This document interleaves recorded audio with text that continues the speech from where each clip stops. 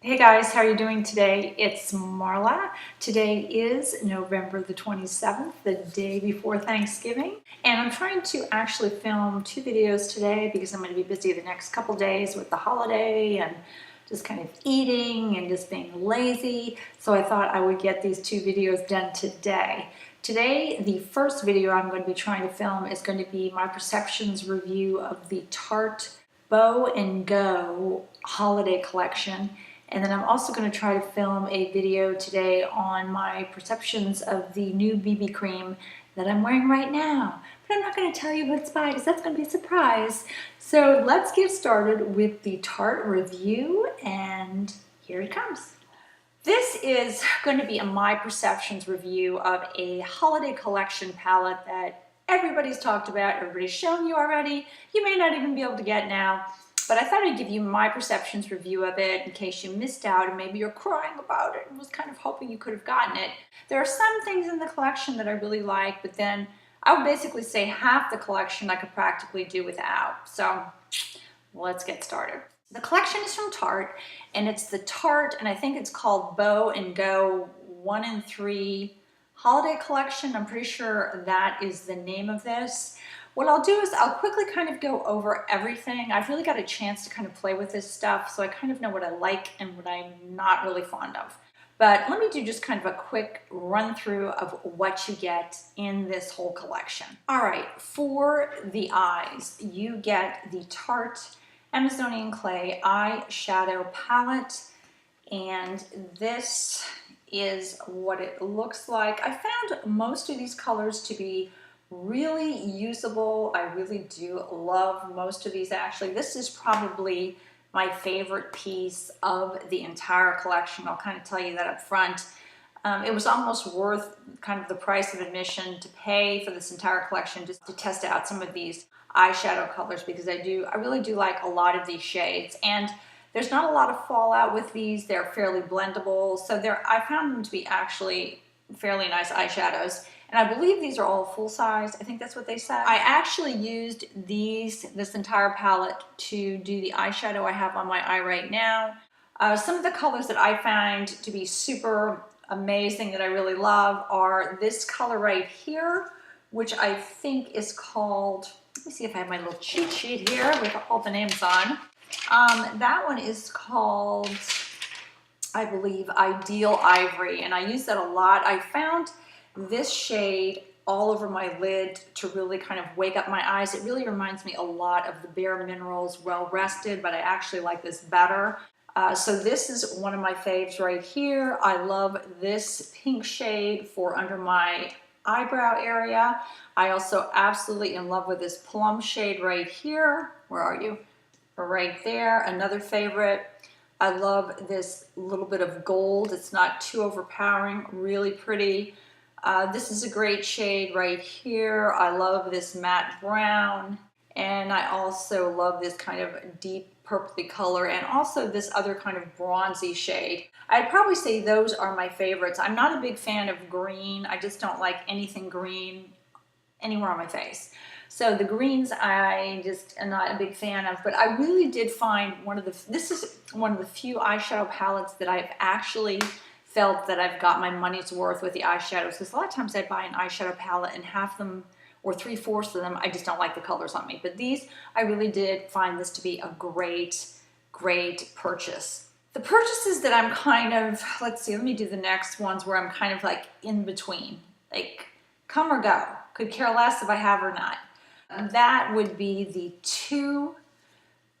you get the 2 Lights Camera Lashes mascaras. For my balding lashes, these mascaras just don't cut it. I put them on, I have them on right now, and I really don't feel it really made any difference. I have 2 coats of it on my eyes right now. Not really fond of these. I just don't feel, I feel like there's even better drugstore mascaras than this, but I still like, my best right now is either the Benefits They're Real mascara, or I really still like my Lancome Virtuose Black Carrot Mascara. Those are still 2 of my favorites. They're the only ones that kind of make my eyes feel thicker and fuller, but these mascaras I really not fond of. So those are giveaways to my friends. The next thing that was kind of fun to test out, but I don't think I would repurchase because there's none of them that I'm really, oh, And by the way, just so you can see, this is what the wand looks like on the mascara, just so in case you're interested in taking a look, that is what it looks like. Now for the Lip Surgeon's lip pencils, it was kind of fun to test these out. Was there any color that I was absolutely totally head over heels in love with? Not really. I wouldn't repurchase. If these were sold separately, I'm sure they are sold separately. I haven't really looked at some of the new colors. I know I have seen some of these sold separately at Sephora, but none of them I'm really fond of with my skin coloring. They're just not my cup of tea, I guess. And they are a little bit drying after a while. When I would put them on, I felt like I needed to put a little lip gloss on. I don't know if that's just my lips, but just not a fond of these. And I'm not wearing these right now. I'm wearing a different lipstick. So I'm wearing L'Oreal. So these, not really fond of these, but let me at least show you the colors. There's Thoughtful, and I will put that on right here. That is Thoughtful. It's almost kind of looks like a little cranberry-ish. And then you have Promise. Promise is right below that. A little bit more of a cherry color.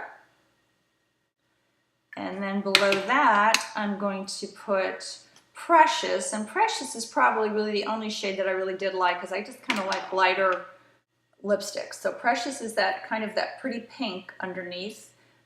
That's the bottom one. That's really my favorite. And then all the way at the bottom is the color I really don't like at all with my skin coloring. It may go with somebody else's skin coloring. And it's Wonder. And Wonder is this one right here. So those are kind of all the shades. I'm trying to see if I can get a better spot. There we go. Those are all the shades that you would get in this kit. But again, nothing I would necessarily repurchase, so that really wasn't something that I was super fond of. And probably my least favorite thing, but the thing that I was most looking forward to liking were the two Smolder Eyes eye pencils. And I just found these very difficult to work with, even on when my eyes were moisturized. I just found these really hard to blend in. You get two colors, you get the color brown and you get the color Fig. I was actually really looking forward to the color Fig because it's a very kind of pretty plummy color, very deep purpley plum. That's Fig right there. And the problem with these is once you kind of put them down, if you try to blend them in with this little blender brush that you get with it, and you rub it. I'm rubbing fairly hard right now. You will end up with something that looks like that on your eyes. Let me see. I'm going to try it again. Make sure if I can try to show you what I'm trying to show you. So I'm blending this in. Maybe this will work. And this is what I found it looked like on my eyes. I don't know if you can see. Let me see if I get a spot right there. Maybe that works. You see how you get some blotchiness? Some of the areas are nice and smooth, but then you'll have like dots of blotches of purple areas that just don't blend well. And that's what bothers me with these pencils. If you look really carefully, it's just kind of not an evenly distributed. When I went to rub it in, I felt like I was rubbing my eye off trying to get these to blend in. Now let me try the brown and see if the brown is any different than the Fig. I don't think it was. This is the thickness of the pencil. I sharpened the Fig already and found, I don't know if I waited long enough for you to see that. That's the thickness of the pencil. And I did sharpen the Fig, and the Fig sharpened very easily. So I didn't have a problem sharpening them. I sharpened them with the Grindhouse from Urban Decay. That's the most amazing sharpener that I've ever used for any makeup product. So, but no problem sharpening them, just a problem blending them. So let me put the brown here. So that's the brown. And then I'm going to try to blend it with this. Let me rub it.